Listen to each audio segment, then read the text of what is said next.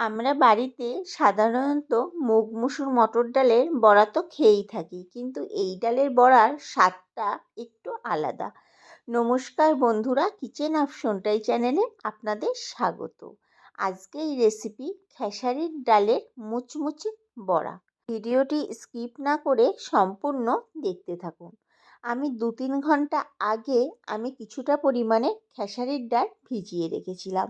ভালো করে ধুয়ে জল ঝরিয়ে অন্য পাত্রে নিয়ে নিয়েছি। এখানে একটা মিক্সি জার নিয়ে নিয়েছি। ডালগুলোকে পেস্ট করার জন্য বাটির মধ্যে দিয়ে দিলাম। যেহেতু এখানে আমি ছোট বাটি ব্যবহার করেছি, এই জন্য আমি দুবারে ডালটাকে পেস্ট করব।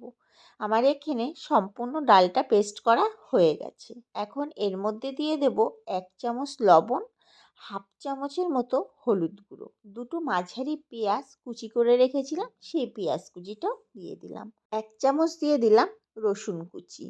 পেঁয়াজ কুচিটা সবসময় একটু বেশি ব্যবহার করবেন, তাহলে খেতে বেশি ভালো হয়। আর 1 চামচ দিয়ে দিলাম আদা কুচি। আর পরিমাণ মতো দিয়ে দিলাম লঙ্কা কুচি। লঙ্কাটা আপনারা আপনাদের স্বাদ অনুযায়ী ব্যবহার করবেন।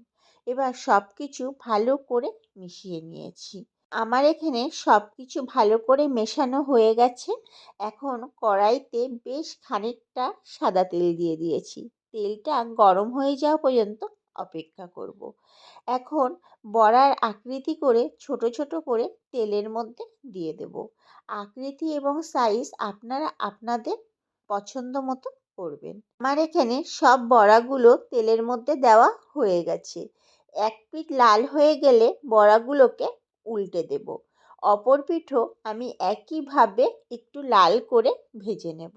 দু পিঠ যখন ভাজা হয়ে যাবে, আমি এখানে 2 মিনিট মতো একটু সব বড়াগুলো নাড়াচাড়া করে নিয়েছিলাম, যাতে একটু মুচমুচে হয়ে যায়।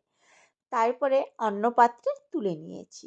বাকি বড়াগুলো আমি তেলের মধ্যে দিয়ে দিয়েছি। একইভাবে ভেজে নেব।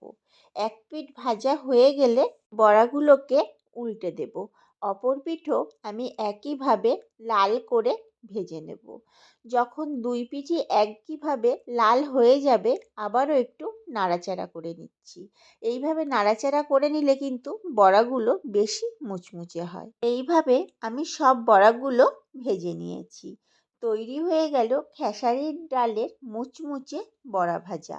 গরম ভাতের সাথে একবার খেয়ে দেখবেন, দ্বিতীয়বার বানানোর জন্য মন চাইবেই। এইটুকু কথা দিয়ে যাচ্ছি। একবার বাড়িতে তৈরি করে দেখতে পারেন। ভিডিওটি ভালো লাগলে আমার চ্যানেলটিকে সাবস্ক্রাইব এবং ফেসবুক পেজ থেকে যদি দেখে থাকেন, পেজটিকে ফলো করে দেওয়ার অনুরোধ রইল। দেখা হচ্ছে নতুন একটি ভিডিওতে।